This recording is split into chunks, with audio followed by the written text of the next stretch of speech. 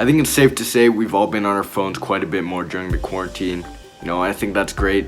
You stay connected with the people you know, and it's probably one of our only social outlets nowadays. However, one thing that I've especially noticed in myself is when you spend a lot of time on your phone and social media, it can create a really toxic cycle and can lead to a very poor self-image and a bit of self-hatred. And that's what I'm going to be talking about today, how phones and social media affect your self-image and self-esteem. So if you're into that, let's go check this video out, man.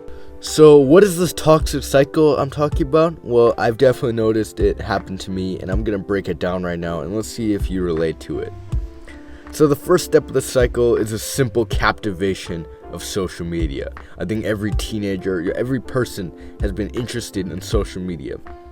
It's cool, it's new, and there's a sense of novelty to it.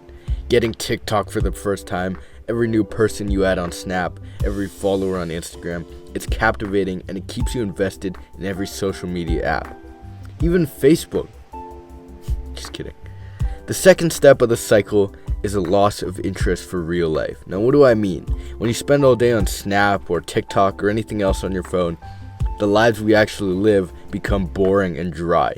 When you're on Netflix or TikTok or Instagram or really anything on your phone, going on a walk, looking at the trees, even going to sleep without your phone becomes the hardest thing in the world.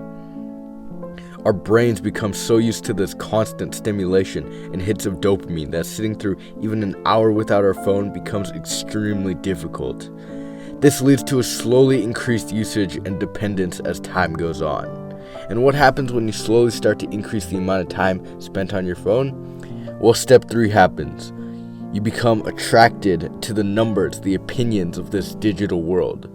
How many likes you got on every post, who liked them, how many followers they had, who commented, what they said, how many followers they had. I start to see this in myself, and it is definitely a cycle. With every single YouTube video I make, I obsessively check over every analytic, how many seconds all of you guys watch, who clicked the thumbnails. And there was a point where the first thing I did when I woke up was check my YouTube analytics. I didn't have time to think about girls, I had to think about these analytics. And if you've ever felt this way with any social media app, I totally get it. Whether it's the amount of followers on TikTok, the friends on Snap, everything. And now this is kinda unhealthy, but it crosses the line once you reach the fourth and final stage of this cycle. Comparison to others. Oh man, no one told me how bad this is for your self-image. When you start to compare your numbers, your life, and everything with other people around you, it can be absolutely demoralizing for your self-esteem. Look at how many more followers she has than me. I got 12 comments and she got 67. Man, her life must be so happy. I'm kind of a loser, aren't I? People don't like me. Thoughts like this start to culminate into self-disdain. It's hard to be a teenage girl and feel pretty when you're seeing Madison Beer, Charlie D'Amelio, and other people constantly on all your social media platforms. You start to compare yourself to them, and it only and that self-hatred or that self-disdain only grows bigger and bigger. People say, people are only showing the best sides on social media, all the good moments. It's a highlight reel, and that's true, man. It's true. But once you're in this hole of self-hatred or comparison, it's hard to listen to that.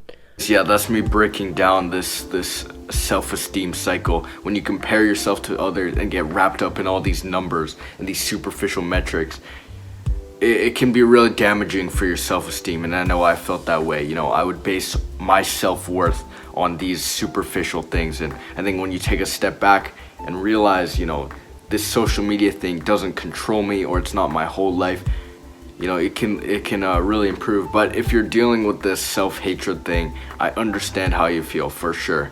And I actually made a video about that pretty recently, talking about my self-hatred and how I tried to get through it. Maybe that video can help you, and I hope this video did as well. Anyway, I hope you enjoyed this video. Please go ahead and like and subscribe. Love you guys.